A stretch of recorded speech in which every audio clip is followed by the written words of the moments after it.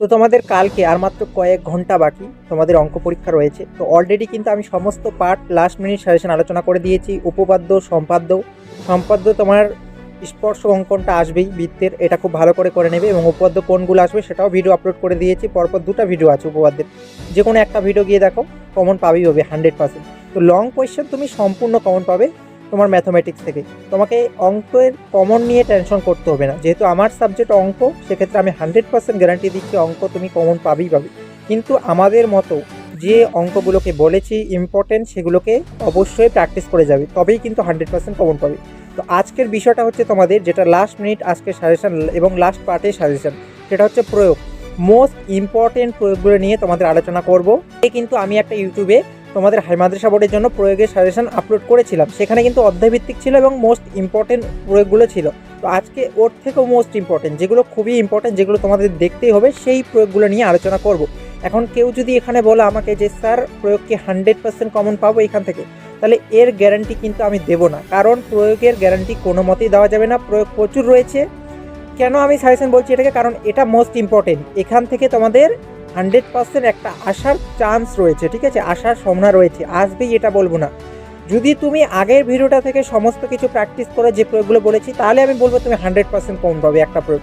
কিন্তু এই মুহূর্তে, এই শেষ মুহূর্তে যে প্রয়োগগুলো আলোচনা করছি, অর্থাৎ কিছু না করার থেকে কিছু ইম্পর্টেন্ট প্রয়োগ করাটাই ভালো। যদি চলে আসে তাহলে তো তোমাদেরই ভালো, 3 নম্বর একদম হাতের মুঠে চলে আসবে। তো মোস্ট ইম্পর্টেন্ট, আশা করি এখানকার মধ্যে তুমি একটা প্রয়োগ কমন পাবে, কারণ মোস্ট ইম্পর্টেন্ট এই প্রয়োগগুলো। তো অবশ্যই একবার হলে দেখে নাও তুমি এই প্রয়োগগুলোর মধ্যে কোনো কোয়েশ্চেন বাদ দিছো নাকি। অবশ্যই কিন্তু বাদ দিলে প্র্যাকটিস করে নেবে, মাত্র কয়েকটা প্রশ্ন তুমি দেখলেই বুঝতে পারবে। আমি কিন্তু প্রয়োগগুলো পড়ছি না, প্রয়োগের পাশে আমি পেজ নং, দাগ নং বলে দিয়েছি, তুমি কিন্তু অবশ্যই নোট করে নেবে, ঠিক আছে, অথবা স্ক্রিনশট করে নাও। তো 1 নম্বর প্রয়োগ যেটা রয়েছে মোস্ট ইম্পর্টেন্ট, খুবই গুরুত্বপূর্ণ এটা 1 নম্বরটা। এটা তোমাদের সদৃশ্য অধ্যায় থেকে দেখো, পেজ নংও আমি পাশে উল্লেখ করে দিয়েছি, তোমাদের 242 পেজ। তো এটা কিন্তু মোস্ট ইম্পর্টেন্ট, এগুলো কিন্তু তোমাদের অবশ্যই করতে হবে। তো নেক্সট তোমাদের যে করতে হবে দেখে নাও এক একটি করে। নেক্সট 2 নম্বর প্রয়োগটা মোস্ট ইম্পর্টেন্ট, এটা খুব ভালো করে প্র্যাকটিস করবে। যে প্রয়োগগুলো খুব গুরুত্বপূর্ণ সেগুলো স্টার্ট দিয়ে রেখেছি আমি। 3 নম্বরটাও কিন্তু মোস্ট ইম্পর্টেন্ট, 3 নম্বরটাও ইম্পর্টেন্ট, 4 নম্বরটাও ইম্পর্টেন্ট। খুব ভালো করে কিন্তু প্র্যাকটিস করবে এই প্রয়োগগুলো, একবার হলেও এই শেষ মুহূর্তে কিন্তু অবশ্যই দেখবে, কারণ খুব গুরুত্বপূর্ণ। এখানে 7 নম্বর প্রয়োগটাও গুরুত্বপূর্ণ। স্ক্রিনশট করে নাও এবং দরকার পড়লে খুব ভালো করে প্র্যাকটিস করে নাও। এগুলো তোমাদের করতেই হবে, এখান থেকে একটি আসার সম্ভাবনা 100%, ঠিক আছে, অবশ্যই কিন্তু প্র্যাকটিস করবে। 8 নম্বরটা মোস্ট ইম্পর্টেন্ট, তারপর তোমার 9 নম্বরটা দেখে রাখবে, এবং তোমার যে 10 নম্বর প্রয়োগটা রয়েছে এটাও কিন্তু ভেরি ইম্পর্টেন্ট। 11 নম্বরটাও খুব ইম্পর্টেন্ট, এগুলো খুব ভালো করে করবে, এগুলো মোস্ট ইম্পর্টেন্ট প্রয়োগ, ঠিক আছে। তো এই 11টা প্রয়োগ অবশ্যই তোমাদের দেখতে হবে এই লাস্ট মিনিট হিসেবে। হয় এখান থেকেই তোমার প্রয়োগ কমন পড়বে, অথবা যে কোশ্চেনগুলো রেখেছি আমি লাস্ট মিনিটে, এই টাইপেরই কোশ্চেন তোমার প্রয়োগ আসবে পরীক্ষার হলে। তো অবশ্যই কিন্তু এগুলো প্র্যাকটিস করবে। অলরেডি কিন্তু সমস্ত কিছু লাস্ট মিনিটে সাজেশন আপলোড করে দিয়েছি অঙ্কের, খুব ভালো করে প্র্যাকটিস করো লাস্ট মিনিটে।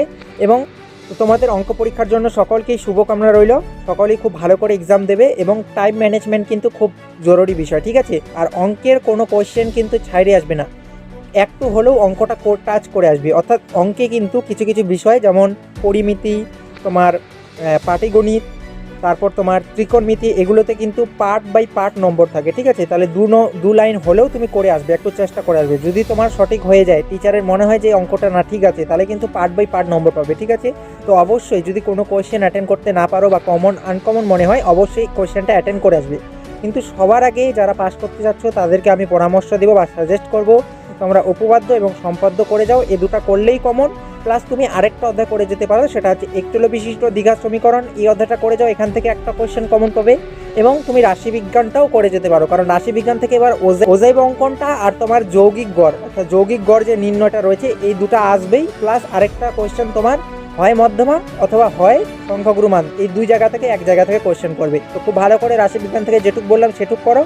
দেখা হচ্ছে পরবর্তী ভিডিওতে, সবাই ভালো থেকো, সুস্থ থেকো।